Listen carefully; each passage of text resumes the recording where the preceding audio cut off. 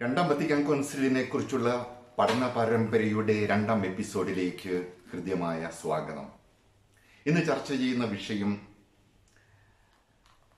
കൗൺസിലാണോ മാർപ്പാപ്പയാണോ പരമാധികാരി എന്നതാണ്. ഒരു കൗൺസിലിനെ സംബന്ധിച്ച് പറഞ്ഞാൽ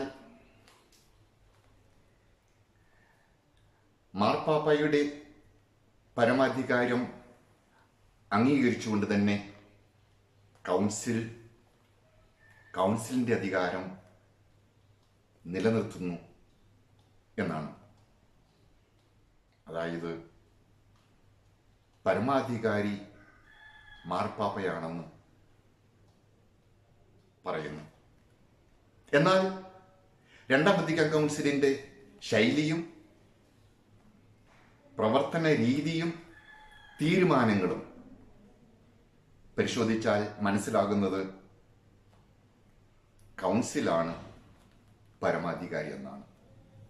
എങ്ങനെയാണ് ഒരേ സമയം മാർപ്പാപ്പായ്ക്കും കൗൺസിലിനും പരമാധികാരി ആകാനായിട്ടാവുക? അതൊരു വൈരുദ്ധ്യതയല്ലേ? രണ്ടാം വത്തിക്കാൻ കൗൺസിലിന്റെ പശ്ചാത്തലത്തിൽ തന്നെ അതിനും ഉത്തരം തേടാനായിട്ടാകും. കാരണം ഒരു കൗൺസിൽ വിളിച്ചു കൂട്ടുന്നത് മാർപ്പാപ്പയാണ്.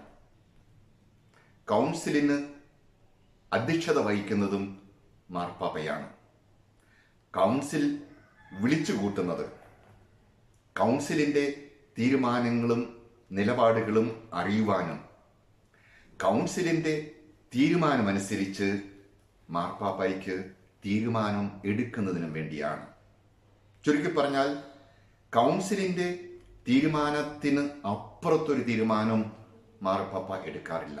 കൗൺസിലിന്റെ ഹിതമറിഞ്ഞ്, മനസ്സറിഞ്ഞ്, ലക്ഷ്യമറിഞ്ഞ്, തീരുമാനങ്ങൾ അറിഞ്ഞ് അതിനനുസരിച്ച് തീരുമാനങ്ങൾ എടുക്കുന്ന, പ്രവർത്തിക്കുന്ന ഒരു ശൈലിയാണ് മാർപ്പാപ്പ ഇതുവരെ പിന്തുടർന്നിട്ടുള്ളത്. മാർപ്പാപ്പയ്ക്ക് പരമാധികാരം കൊടുത്തുകൊണ്ട് കൗൺസിലിന്റെ തീരുമാനങ്ങൾ അറിയിക്കുന്നു. കൗൺസിലിന്റെ തീരുമാനങ്ങൾ അനുസരിച്ചുകൊണ്ട് മാർപ്പാപ്പ തീരുമാനമെടുക്കുന്നു. അതായത് ഒരേ സമയം കൗൺസിലും മാർപ്പാപ്പയും പരമാധികാരികളാണ്. ഇത് രണ്ട് അധികാര കേന്ദ്രങ്ങളല്ല, ഒരേ അധികാര കേന്ദ്രമാണ്. പരിശുദ്ധാരൂപിയുടെ നിറവിൽ പരസ്പരം മനസ്സിലാക്കി മാർപ്പാപ്പയ്ക്ക് തീരുമാനങ്ങൾ എടുക്കുന്നതിൽ ഒരു കൗൺസിൽ കഴിഞ്ഞാൽ ഇന്നൊരു കൗൺസിലൂടെ കൂടിയാലേ പല കാര്യങ്ങളും വ്യക്തമാകിയുള്ളൂ തോന്നുന്ന സാഹചര്യത്തിൽ മാർപ്പാപ്പ കൗൺസിൽ വിളിച്ചുകൂട്ടും.